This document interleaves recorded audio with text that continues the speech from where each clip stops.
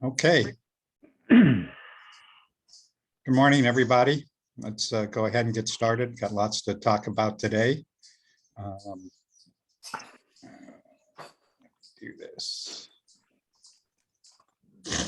Okay. So first of all, let me see who's online. Do we have any new people who have joined us today?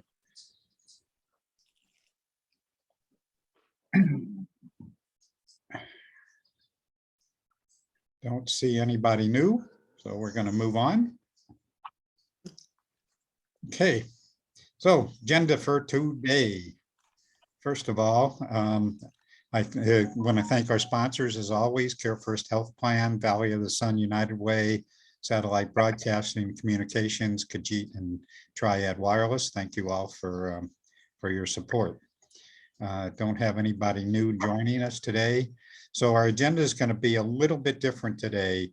I've talked with Jeff and lots of stuff has been happening. They've finally announced the grant recipients and a lot of planning going on. And so we're going to devote a little more time for Jeff to do a little more extended update rather than just the brief 10 or 15 minutes that he usually does. So, so that's going to be a big part of our agenda today. Just a reminder that I am on vacation until August the 10th. We're going to skip a couple of our meetings. So there's no meeting next week on the 25th and on August the 8th. So just FYI, but I will send notices of our next meeting. Moving on, just a reminder again, if you haven't done so, please fill out our contact form so that we can make sure we have your information and contact information. Next thing is I'm experimenting with Otter transcription services. I don't know if any of you have had a chance to look at the transcription from the last meeting. So the one thing I will ask, particularly for those who are doing any presentations or updates, that you would just please announce who you are and who you represent before you do your presentation. It'll make it easier from the transcription perspective. The transcription does not identify who speakers are. So even if you have just comments and you want to add your name, please feel free to do that.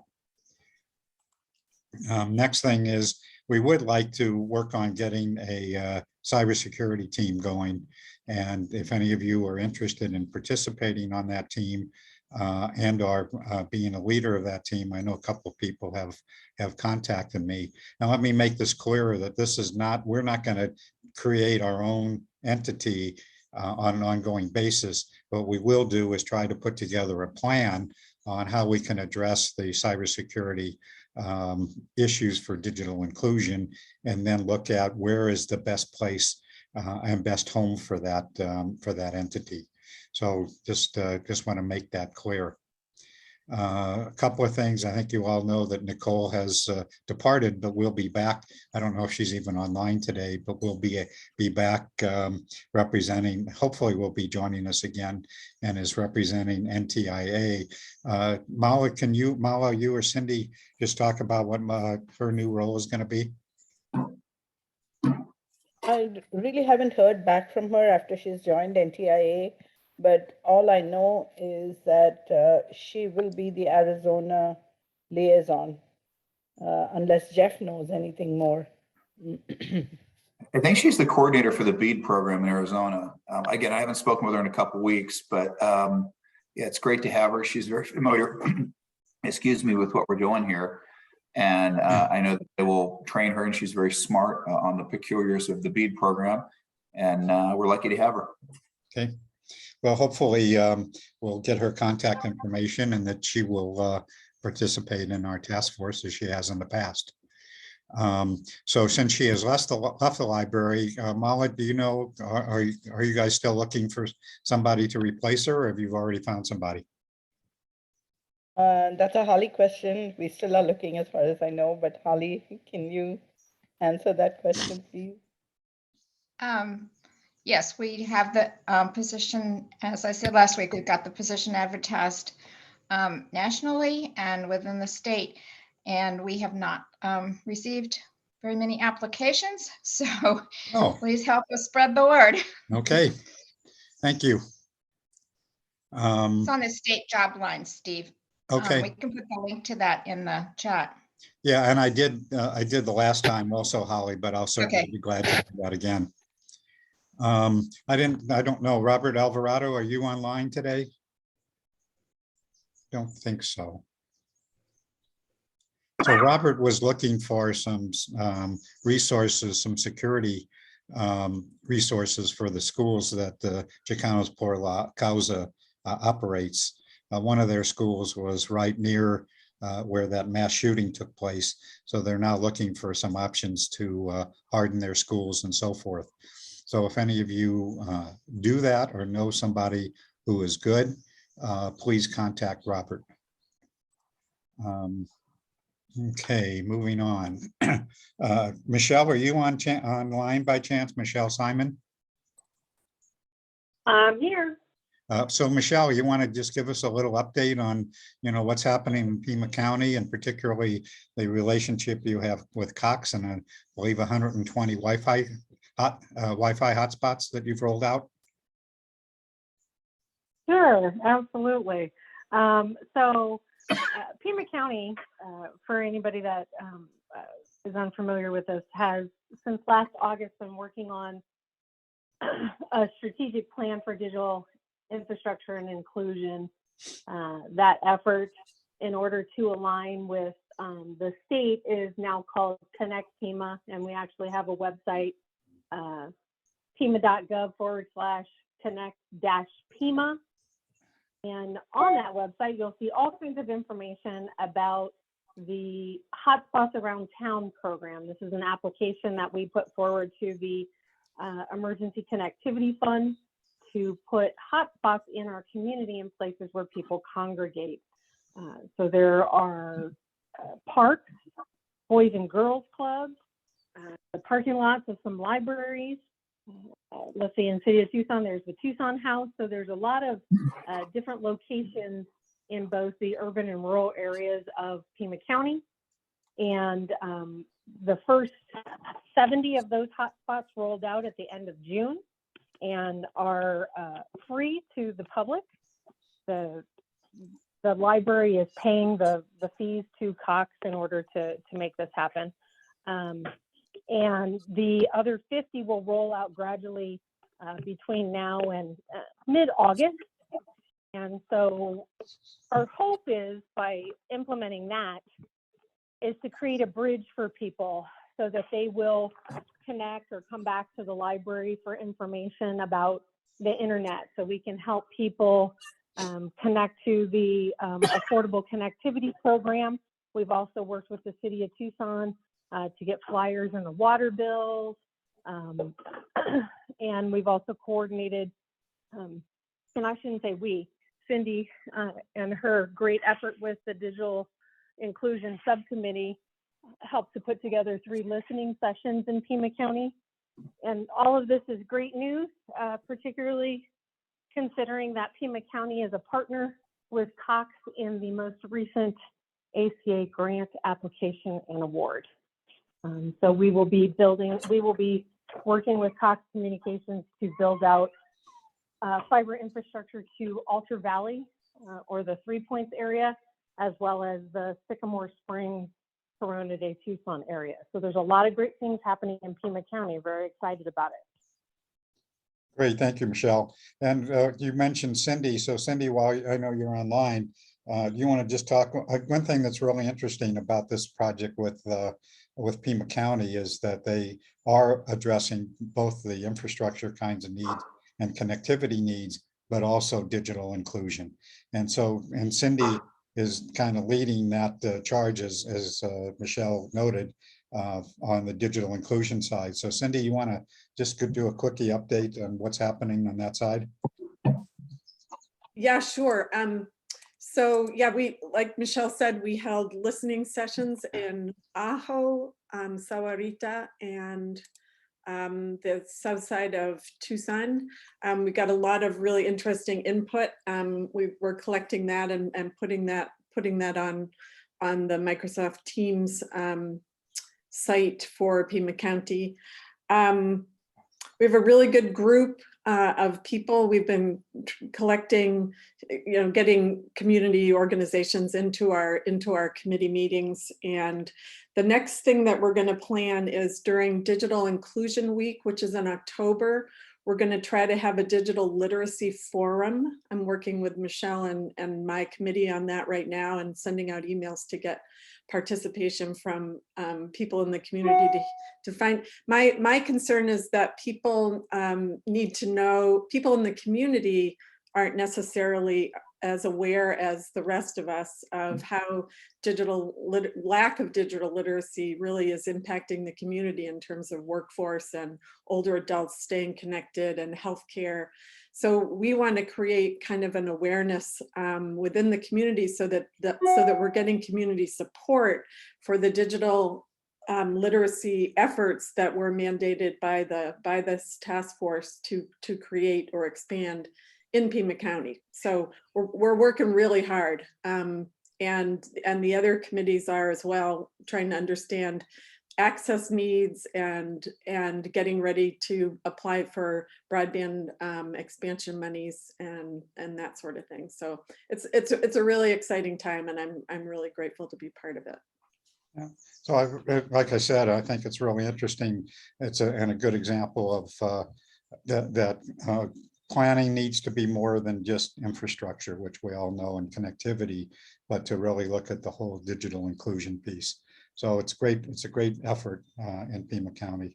And Michelle, you've done a great job in leading that process. Thank you so much, Steve. Yep. We're grateful for everybody's participation, and I'm glad that many members of this team participate as well. Yep. Okay, let's move on. What I'd like to do today is, before we put Jeff on, Jeff, can you stay online, or you're going to have to leave? I'm going to have to leave. So Okay. I'll then we'll put you on next, and then we'll get to the other updates. Hopefully we'll have time for that. But I think, Jeff, we just want to turn it over to you and to give us an update on the grants and planning that's going on and so forth. So you're on. And again, let me just remind you, Jeff, please introduce yourself, just so we have that captured in the chat and the transcript. Great. Hi, everyone. It's Jeff Sabatka. I'm the State Broadband Director. Steve, I'm going to need you to stop sharing so I can throw some stuff up here. Oh, sure. Okay. All right.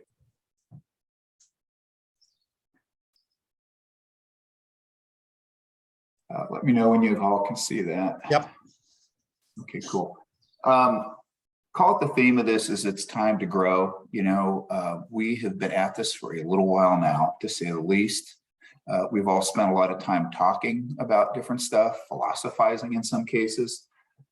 It's time to build infrastructure. And we're very excited about the Arizona Broadband Development Grant because it builds the kind of infrastructure we in the state need, particularly in our most rural areas.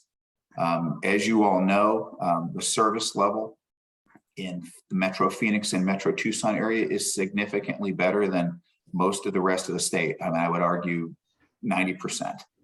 A lot of that has to do with the fact that we've got carriers in the Phoenix area, both Cox Communications and Lumen and others, that have invested hundreds of millions of dollars in these networks to build them out. They have upgraded them, and they've been great partners for the state. So when we look at the grant, remember, we're looking at the grant through the lens of where there's need.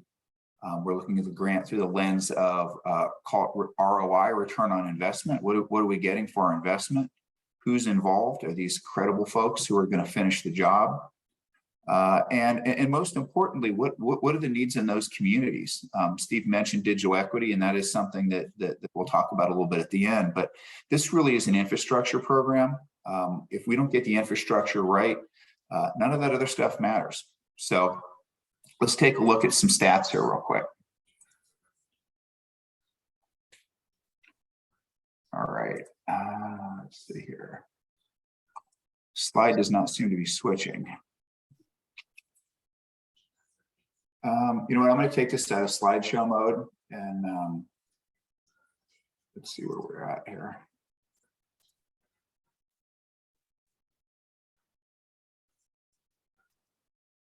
There you go. Tell me what, is this switching when I click here? Are you all seeing the Yeah. second slide? Yes, it switched. Okay. Yep. All right, cool. Thanks.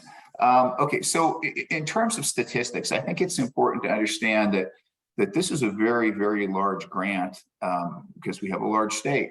We had $100 million available, and this is mandated by the folks in our legislature, 75 to rural, 25 to urban. We did stretch the definition of urban a little bit just because we felt that quite frankly, we needed areas that would qualify. So what we did is we selected Maricopa and Pima counties as the urban. We've got some excellent project in those communities. Of that, we had 82 applications. I'm going to be honest with you, I was expecting about 40. And 14 of the 15 counties applied. The only county that did not apply was Greenlee. You know, we're going to work with them on getting something out there. Of the applications, $440 million. So to give you some perspective of the demand here and the future demand for future programs that we can talk about a little bit at the end. Of the winners, we had 20 winners that are going to be funded. And this was after an exhaustive search. We had a selection panel of 7 folks, 5 different state agencies. All the winners were unanimously approved. The process did take a lot of time for those of you who are aware, but we felt like we got the best 20 for this program. I will tell you that there were a lot of really good programs that did not get funded that I fully expect to get funded with our next round of federal funding through the BEAD program. 14 rural applications, again, everything but Maricopa and Pima, and 6 in Pima and Maricopa. $100 million total with $112 million in matching funds. I think it's important to understand that we had companies like Cox and Allo and others that put up quite a bit of money in matching funds, what makes this a much more secure program and something that we can sustain moving forward. Building something that's going to be out of business in 2 to 3 years is a really bad idea. I think it's worse than building something to start with. So from our perspective, this is something we want to do. 12 different carriers. This is not a monopoly in this state. This is a very competitive state. We've had some great carriers really step up. Companies like Valley Telecom in southeastern Arizona really got outside of their comfort zone into some new areas, which we encourage. Cox, I can't say enough about the work that they've done. Going as far south as Douglas and as far west as Wickenburg in this program. So these are carriers that are pushing the boundaries, that understand that the state's growing and are growing with us. And we had 2 tribally owned carriers that won. Many of you are familiar with Alluvion. I know they've been on the call here today. They're going to be providing service in Ajo, Arizona, which is really exciting for the town of Ajo, chronically underserved area. And Alluvion's a solid company. We've had the opportunity to support with a couple of their USDA reconnect bids. We encourage that.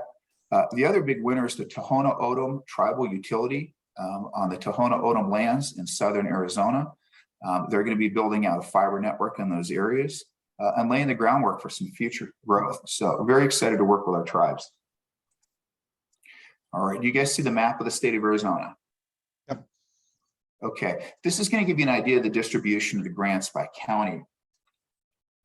I think it's important to understand that we really did try to make sure that this is geographically balanced as well. You know, the big winner, if you will, the most would be Pima County with 3. But we had several other counties that had 2. Some of the ones that had 1 had pretty transformative projects, and we'll talk about that in a little bit, particularly Apache County. But if you look at the map, you can get a better idea of where we're at in terms of coverage, also in terms of the different projects. The variance, everybody who applied for funding was funded at the level that they applied for, except for a couple. One, we ran into a conflict with some existing E-rate stuff, and we had to downsize the project so we wouldn't be overbuilding each other. And the other one, to get it under the line, was willing to take less money.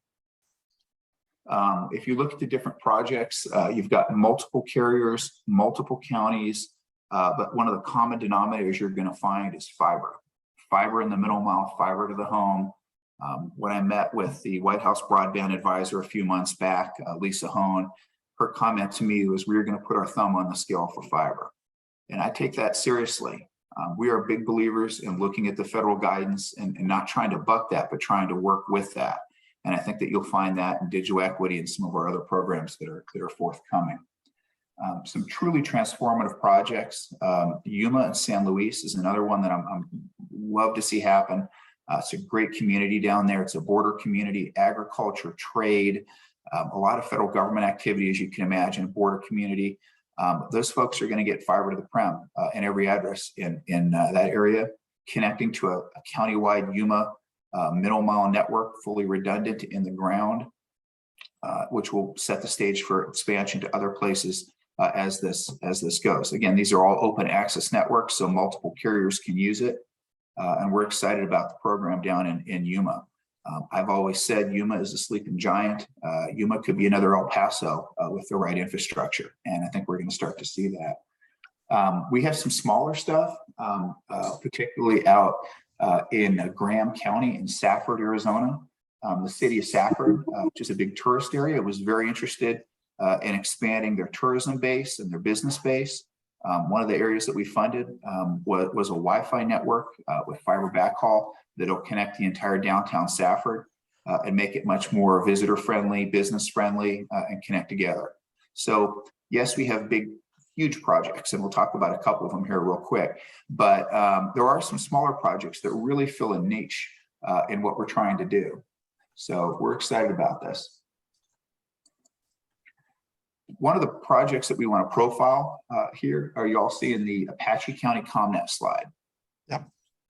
All right. So this is one that many of the folks on the call were involved with, and I think that I'm going to call this one a win for the task force, Steve. The folks that ran this project, the folks that advocated for this project and ultimately applied, came from your task force, and I think you should take a victory lap on this one too. Apache County was incredibly underserved, has been forever. It was also really divided. We provided 2 planning grants to different cities in Apache County in 2019. I strongly encourage them to work together. Unfortunately, I think it gets back to high school football or something. They had no intention of working together. It was a disaster. They came up with 2 very different plans, which were going nowhere because the other one wasn't. At that point, we reached out to the folks at the county level and said, we all need to come up with a plan that works for all of Apache County. I don't know if she's on today, but Joy Whiting really stepped up. Joy is a countywide elected official. She's the superintendent of public schools. So she's clearly not the broadband coordinator, but I've never met anybody more willing to learn and get involved as Joy Whiting. Along with John Lucas and his team, another frequent attendee to this call, the ComNet, which is a very well-respected carrier in that part of the state, and the county itself all got behind one plan. They asked questions, they worked through it, they read the rules, and they put forth their best program. Apache County is the poorest county in Arizona. I believe it's the 3rd poorest in the United States of America.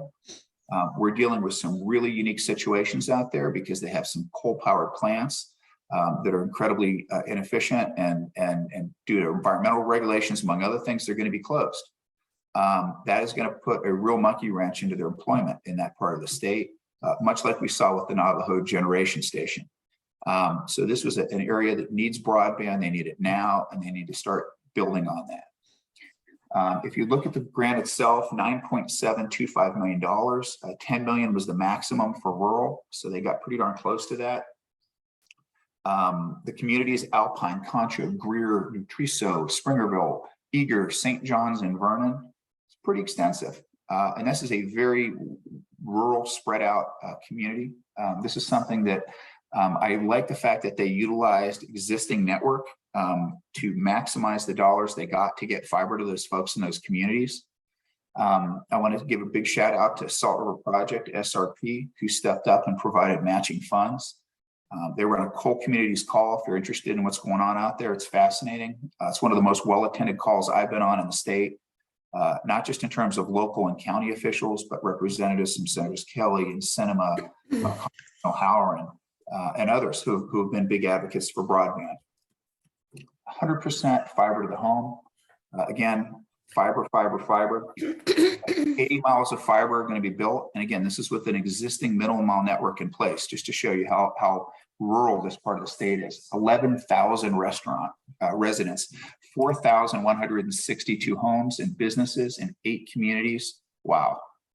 I mean, in a rural county, 11,000 residents, that's incredible. Apache County is going to utilize this to provide better government services to their residents. They're building a huge WAN. This will cut their costs dramatically. For those of you who have had to work through the different state procurement processes here, our rural counties pay way too much for their services, and this is going to cut that. So very excited about this program. Again, Steve, I think that you need to take some credit for this. I mean, certainly Joy Whiting and others that have been instrumental in getting Apache County from Hatfields and McCoys not talking to each other to having a fully funded grant and have great broadband in 2 years. So congratulations. Thank you. And congratulations to Joy. Yeah, Joy, are you on the call? She is. Last time I talked to Joy. Yes, I am. And Go ahead, Joy. oh, I was just going to say, yes, I am. I put a little something in the chat, but Jeff is 100% right. By just chance, I was invited to attend this meeting. And if I hadn't been on this task force listening and trying to figure out what to do, I would have never been able to connect people and do the things that happen. So Steve, thank you so much. Jeff Sabaka as well. The first time I met him was on this meeting. Thank you. Thank you. This is a big, big win for the task force, just like Jeff said. Thank you. Joy, we have a lot of elected officials I work with, and I put you at the top of the list. I mean, very few are willing to get their hands dirty and get to work, and you certainly did. So thank you. Thank you. Next up is Mojave and La Paz counties. For those of you who spent any time out in that area, driving to Vegas, driving to Quartzsite for the Gem Mineral Show and the different stuff that goes on, it is very rural. One of the more interesting things I learned when I was my first meeting out there a couple years ago with the county commissioners was one of the commissioners had to step away to take a call from FEMA. And I said, FEMA? And he said, well, if they ever get the big one in California, this is where everyone's coming. So they got a lot of space in La Paz County. This is a great grant because it hits areas that, quite frankly, this is to fund this program at this level. You see 10 million at the top of the list, at the top of the presentation. It's important to understand that WeCom, one of the really under the radar carriers here in Arizona, they provide fiber to a good chunk of the cell sites in northern Arizona, based out of Vegas, but more or less operate out of Kingman, 30-year-old company. They're kicking in $30 million of their own money to this project. Okay, think about that from a mass perspective. Yeah, they're getting 10 million, but it's a $30 million to do, which is amazing work. 2,000 square miles of service, 662 miles of fiber optic cable, 535 miles of middle mile specifically. The middle mile network is going to connect places that don't get connected. They listed the northern point as Meadview, Arizona, and the southern point is the very southern point of La Paz County. These are really rural areas, and quite frankly, no one was going to be building out there anytime soon. WeCom has stepped up to make that happen. Last mile solution, again, fiber, 1 gigabit minimum, expanding to multi-gigabit service to houses in this area. These folks will have the same level, if not better, service than we have in the Phoenix area, and will be able to compete for these online jobs. They'll be able to compete for, receive healthcare services and education that you just can't get today. So what it does, it really opens up rural Mojave and La Paz County to the world. If you look at the slide, the list in Mojave County is extensive. These are small towns that I've driven through probably half of them, and I drive all over the place. I think it's important to understand that these are small towns getting fiber. If you look at the Golden Valley Chloride, Muteview, Yucca, and North Kingman. These are very, very rural areas. La Paz County, not only every single town that gets the middle mile, and let's be honest, there aren't a ton of towns in La Paz County. I think the population is 22,000. Somebody had told me, if I remember correctly, but Parker, which is a great little town right on the river, the Colorado River Indian tribes have a beautiful casino. It's just a great area. Baus, McVeigh, Vicksburg, Salome, Wendon, Brenda, Quartzsite, Morgantown, Ehrenberg, La Paz Valley. These are all connected with one grant, not just middle mile network, but last mile network, fiber to the premise. So what we're doing is we're laying network that'll be in these communities for the next 30 years. Couldn't be more excited about this one also. This is one that, quite honestly, we didn't have the initial push from the community, particularly in La Paz. Spent a lot of time talking to different carriers. We have another carrier that's providing 10 gigabit service in Kingman City and Lake Havasu City. Allo, great company we've been working with for a while. They're also providing service in Yuma. They're a little tapped out in terms of people and everything else, and they're going to focus on what they do best. So we were looking for a new carrier. WeCom stepped up. They have a great financial backer, a company called Searchlight Capital out of New York. Many of you know Ajit Pai from the FCC. He's a partner over there. They've injected a bunch of money into WeCom, and WeCom, I don't think this is their last build, as big as this is. I think that they're going to look to expand. So this is the scale of project that really gets me excited, because I mean, it takes care of 2 counties. And again, it's a public-private partnership in the sense that, yes, the carrier is doing the work, receiving the money, be operating it, but the county's been involved with the planning and everything else. We've had some great elected officials involved. County Commissioner Jean Bishop out in Mojave County has been very active in this. A lot of this goes through her district. And having a champion in your counties, whether it's Joy Whiting in Apache County, or Chairman Reyes down in Yuma, or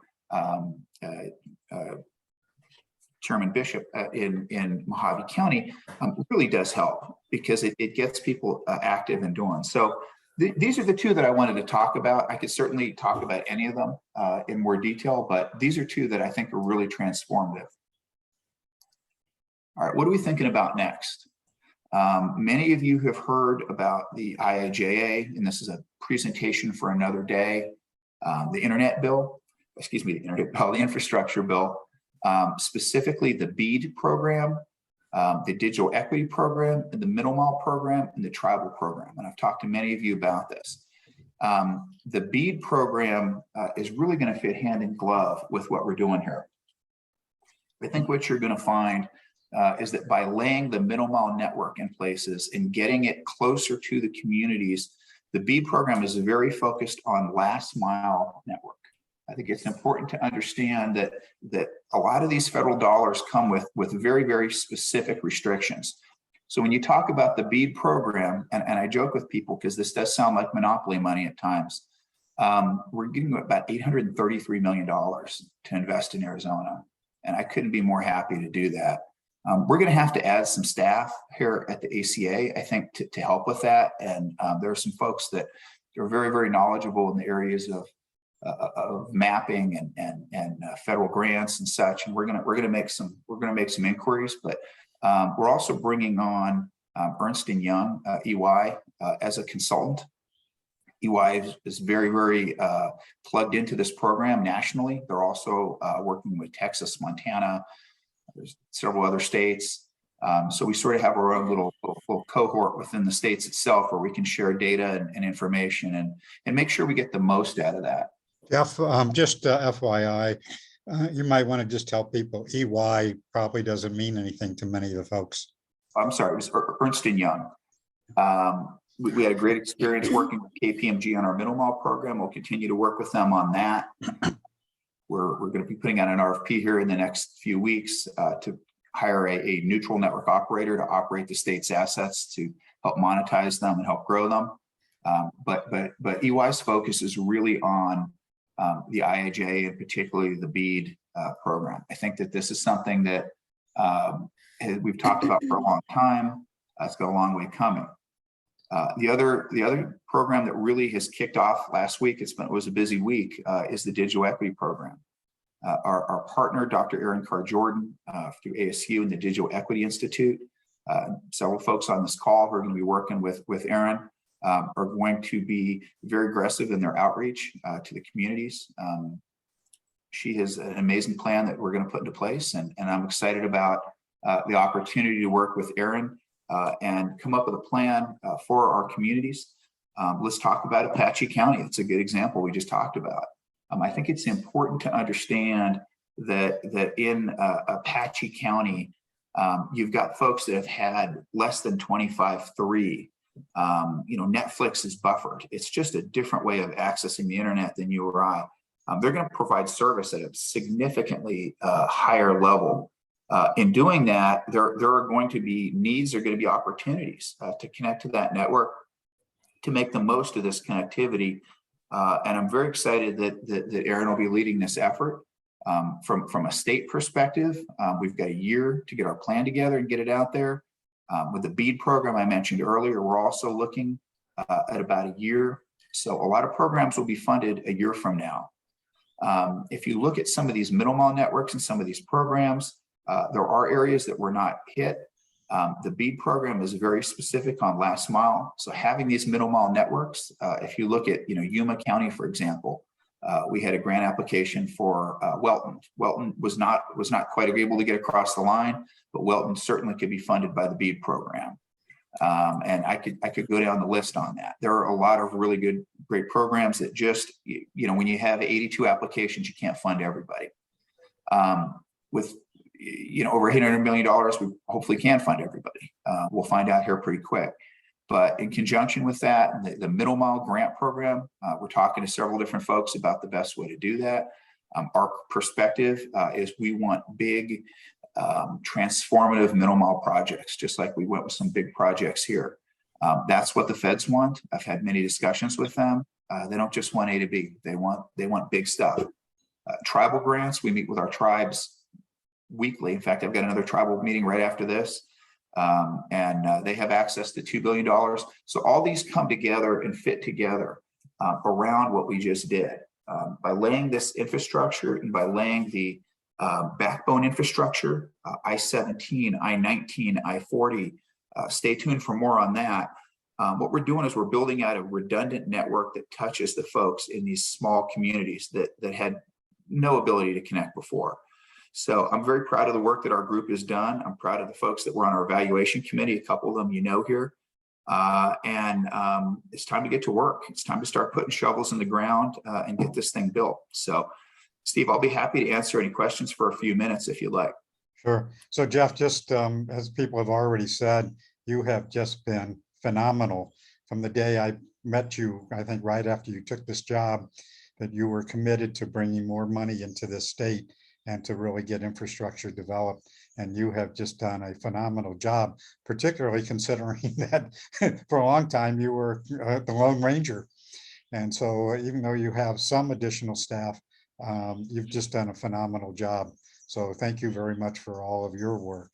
Sharika, you have your hand up.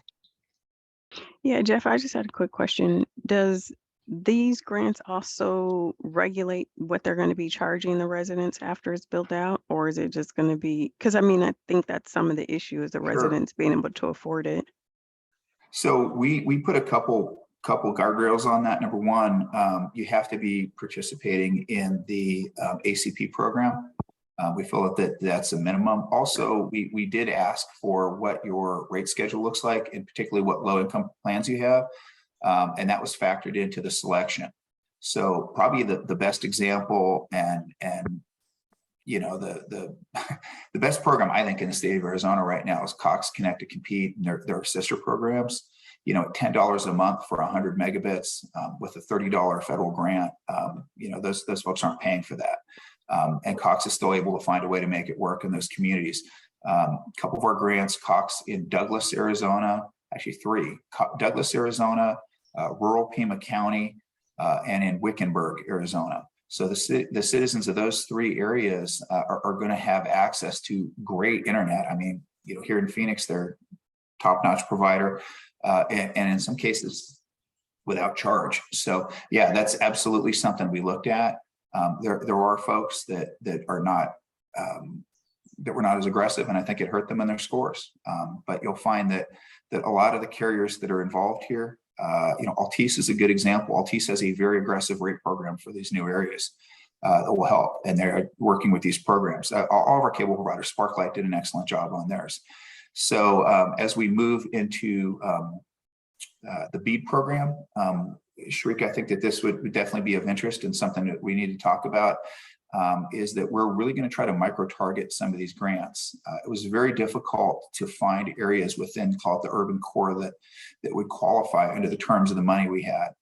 We're going to try to make these a lot smaller next time around. We all know there are neighborhoods that are not adequately serviced in Phoenix and in Tucson, and we're really going to need help in finding those, working with incumbent providers, maybe new providers, to provide service in those areas.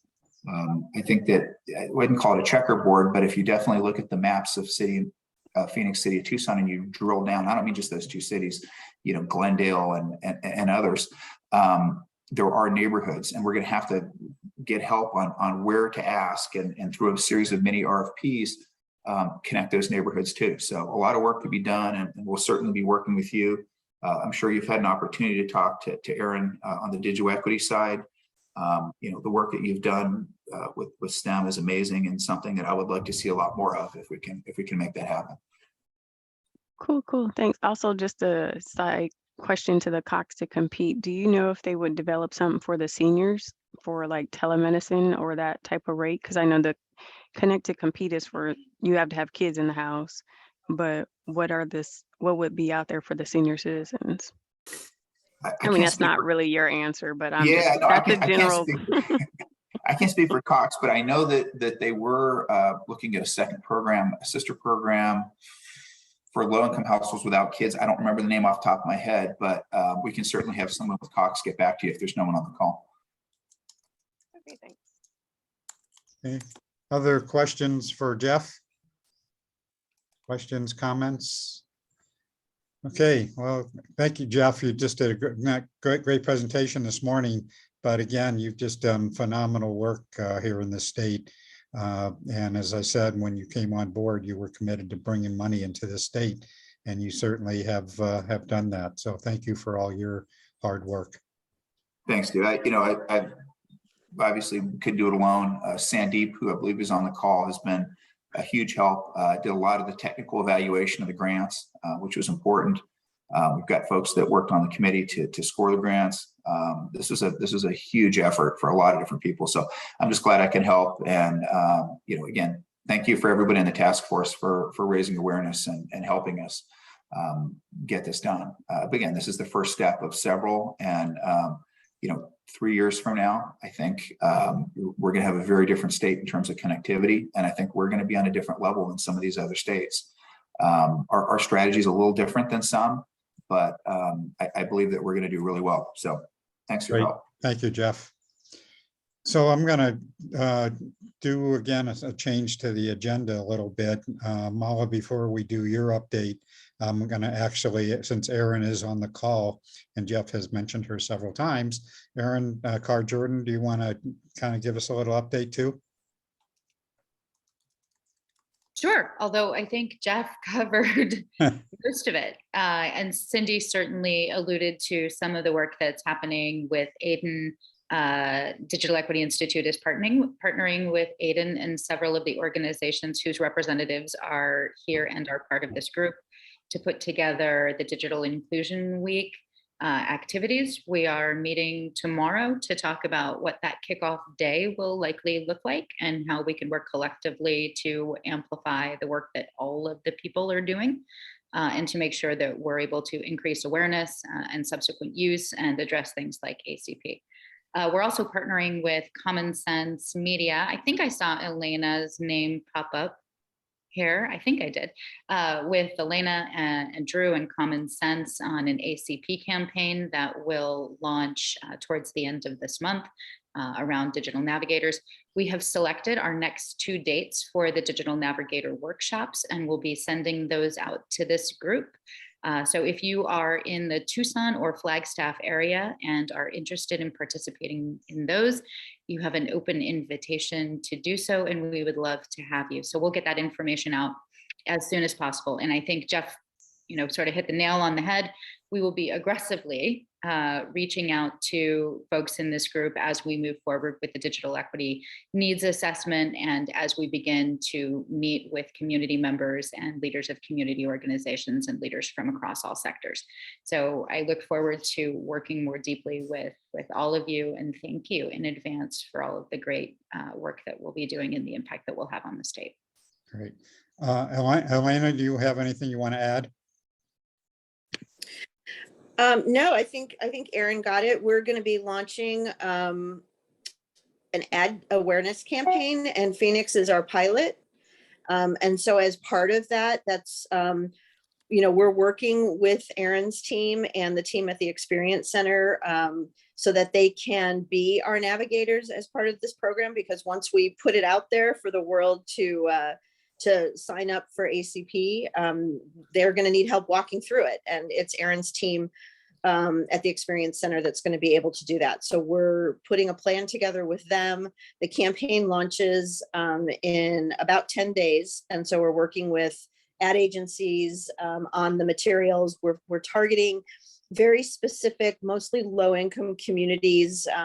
We overlaid some maps with some of the school districts and some of the areas in South Phoenix, Maryvale area. We're going to be, like I said, target advertising. But I did want to say that it's great that Phoenix is the pilot for this, because we hope, with the help of Aaron and folks, we hope to be able to scale this for other communities, not just in Arizona, but across the country that can do a program like this. Okay. All righty. Anything else for Elena or Aaron before we move on? Okay, so backing up again then, Molly, do you have anything that you want to touch on today? Really not too much. I just want to say that our telehealth pilot project is doing a soft launch this week. This project is being done at Ajo and Aravaca libraries, where the patrons can come in, they can schedule an individual video meet with the doctor and have a nurse practitioner or student nurses available there to help. We've also got backpack kits, medical kits that have things like weigh scale, a stethoscope, blood pressure cuff, pulse oximeter, and stuff like that. So the student nurses with a mentor, can help the patrons take their vitals if that is needed. We're also planning on having nutrition wellness webinars and trainings, and they can be done in the parking lot with fold-out tables and laptops, or individually in the library. There's going to be a lot of material available, health-related material available, and Wi-Fi, of course. I'm really excited about the Ajo Alluvium project that is going to get way better Wi-Fi than they have currently. But now they do have E-rate going at their library, and they have Wi-Fi available. The equipment has been purchased, tested. The privacy needs have been taken care of. Library disclaimers have been taken care of with the law, with legal documentation that we would like the patrons to sign before they take part in the program. The logistics, I would say most of the logistics has been taken care of. Not all, because that's what the pilot is all about. And that's what the soft launch is all about. We're partnering with Pima County Health Department, with the Southwest Telehealth Resource Center, that with Janet Major being a major driving force behind this. And yay, Janet, you're on the call today. And outreach that Janet has been doing tirelessly on this. We're planning a big splash on Saturday, the 1st of October, and lots of events being planned around that launch that's going to happen. So other than that, I yield my time back to you and to Mylan, and if he has any E-rate updates. Okay, well, we'll get to Mylan in a minute. Holly, do you have anything that you want to add? I take that. No, I don't think so. Okay, again, Holly, just thank you so much. The State Library is just phenomenal, the work you guys do. Really appreciate it. Thank you. Okay, Cindy, do you have anything else that you want to talk about? Yeah, no, I don't, not at this point. This is a fabulous meeting. It is so exciting. It's like watering a plant, and now it's producing all kinds of fruit. It's amazing, really good. Thank you. You bet. And thank you, Cindy, for all the work that you do, not only statewide, but also locally in Pima County and everywhere else, I think. Erin, you have anything else that you want to add? I do. Well, yes, just yay, joy. Congratulations. That's it. Yeah. Okay. Okay, moving on. Janet, you have anything you want to talk about?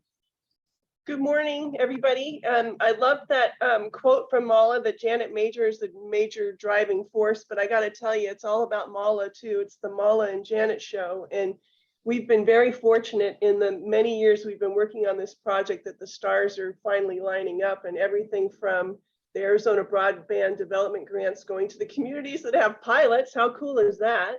But also the fact is there's been a lot of groundwork laid to make these things happen. So the telehealth in libraries isn't just an Arizona phenomenon, it's a national phenomenon. And in our state, there are 9 pilot sites up in Navajo area, which is awesome. And then the 2 in Southern Arizona. And from doing demonstrations using a single phone line to now actually having bandwidth means that people who live in these communities have access to more services. You know, you'd never be able to do teleophthalmology screening unless you have the bandwidth to send the huge images. So, you know, more bandwidth means more services, and the technology plus bandwidth, of course, means access to telehealth. And I'm very excited to be in Nashville this week and give a presentation on telehealth in libraries and networking with other folks to find out what their libraries are doing and help share our resources, as well as, of course, promote telehealth, the big picture.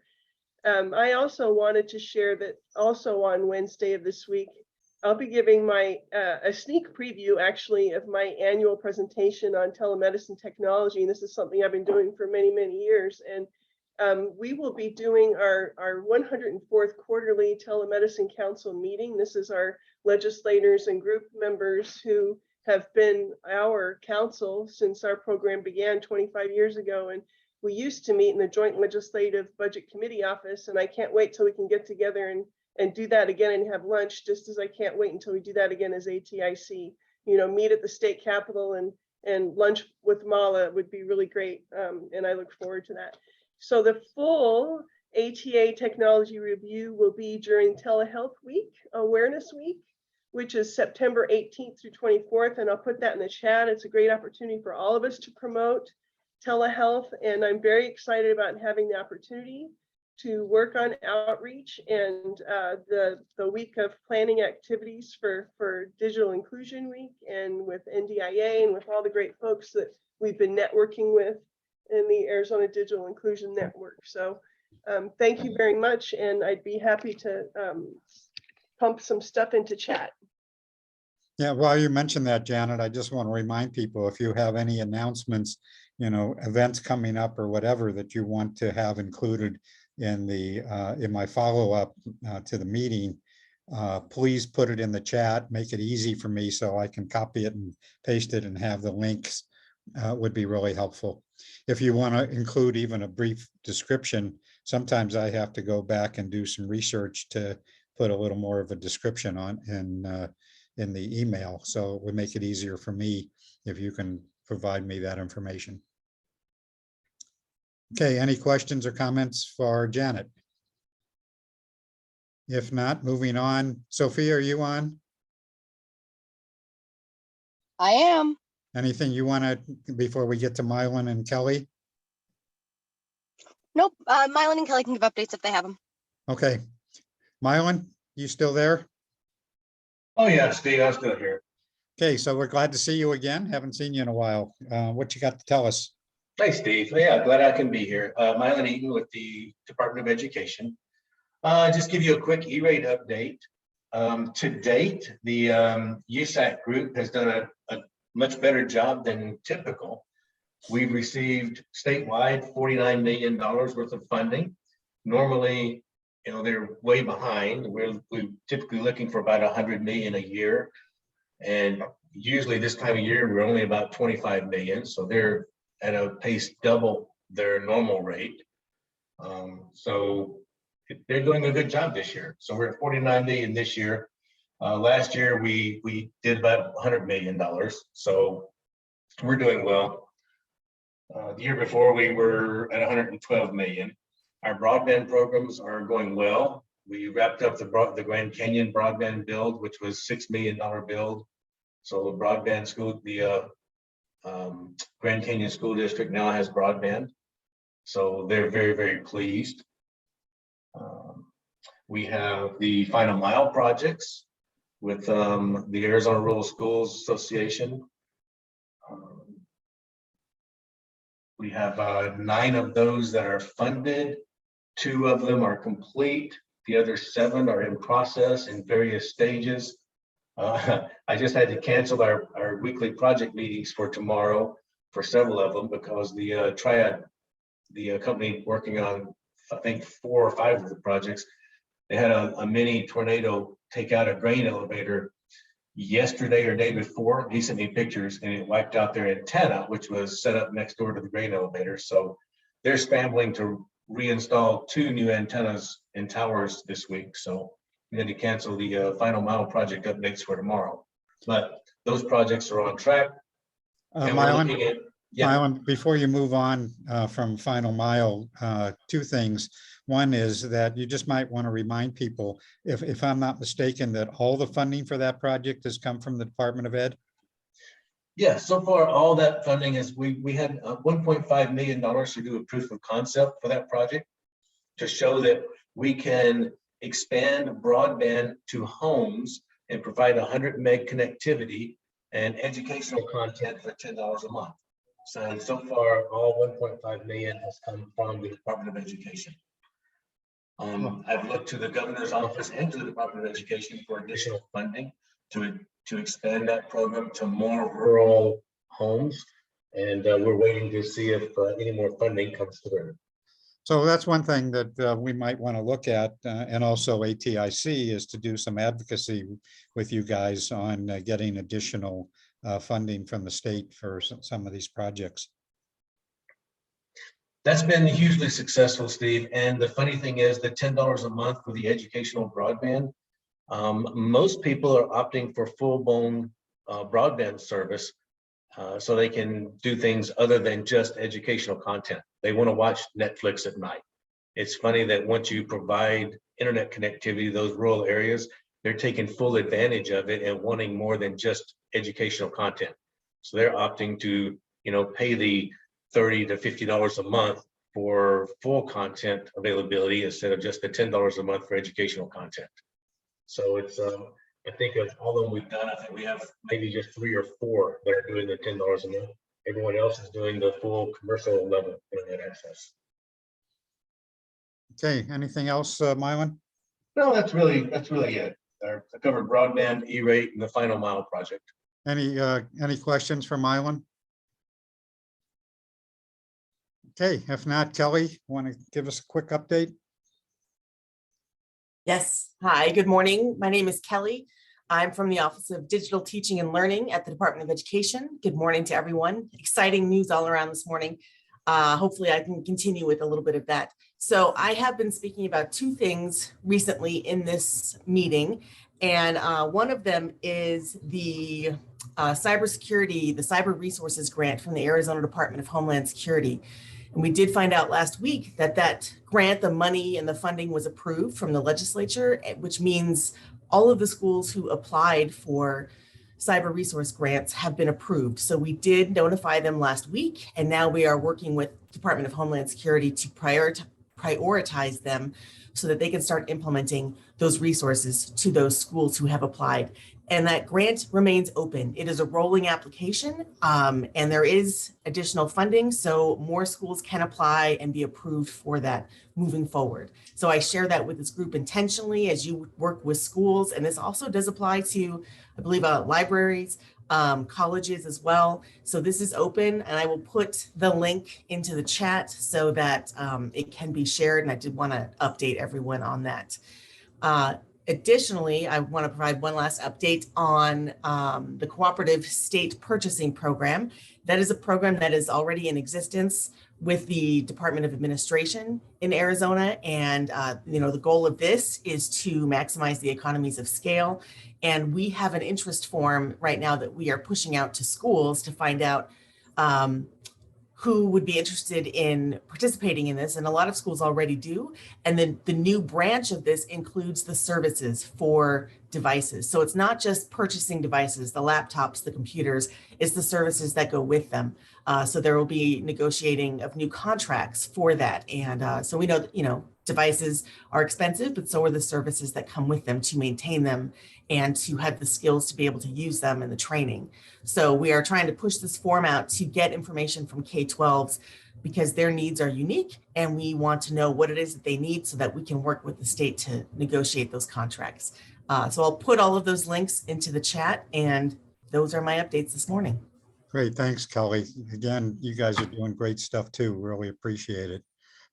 Any questions for Kelly?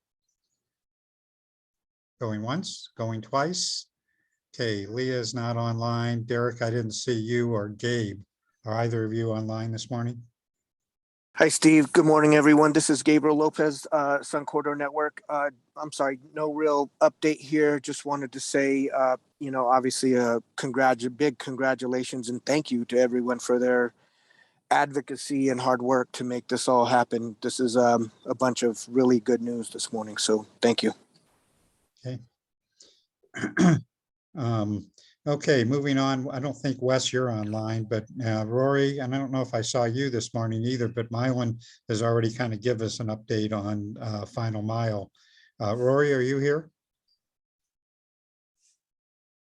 Guess he's dealing with crisis at the moment. So that's all I have for today, except for one thing. If any of you, we will not be meeting next week. We will meet the following week. If there's anybody who would like to do a presentation for that next meeting, please let me know ASAP so that we can get that scheduled. I will try to do my usual overview when I send out the meeting notice. However, I am on vacation, so I'm not going to spend as much time as I usually do.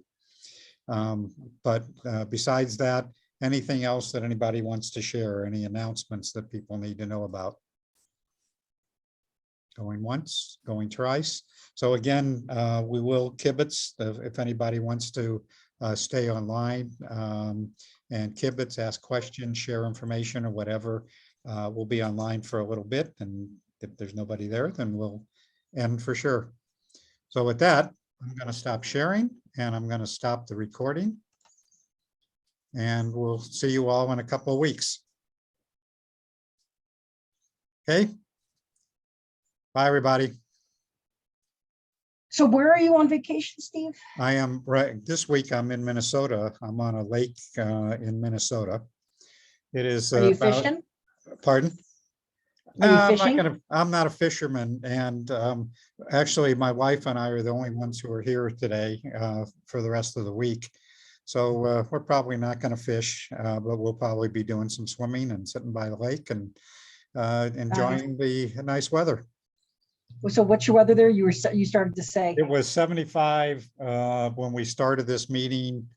So it's somewhere around 75 degrees. Nice. Yeah, but it got hot yesterday. It got hot the last couple of days and got very humid. So anyway. Steve, this is Joy Whiting. Can you hear me? I sure can. I just wanted to tell you personally, thank you so much. The first time I ever showed up on this task force meeting, it was by invitation of West Brownfield. And I was embarrassed and humbled because I knew nothing about the broadband world. And you were the first person to let me just stay online before kibitzing and just ask you a bunch of questions. And I was just imagining in your head thinking, come on, Joy, this is broadband 101. But you were so patient and so willing to help. And it has been because of the connections that I have been able to meet on this task force, your information and help. It has just been really, really great to finally see fruition of all the work. And I want you to personally know how much I appreciate you and everything you've done to organize this task force and help so much with everything. Well, thank you. I appreciate that. I always appreciate a little recognition now and then. Okay, well, enjoy, again, and I think people have already said it, you've done phenomenal work for somebody who didn't know anything about broadband. But you did what is most important, which is bringing the community together and getting folks who do know broadband to come together, get a plan, get some funding and so forth. So congratulations to you. Thank you so much. Again, there was a lot of players involved. Like Jeff said, SRP has been huge. So we really appreciate everything. Okay. Okay, I'm going to stop recording.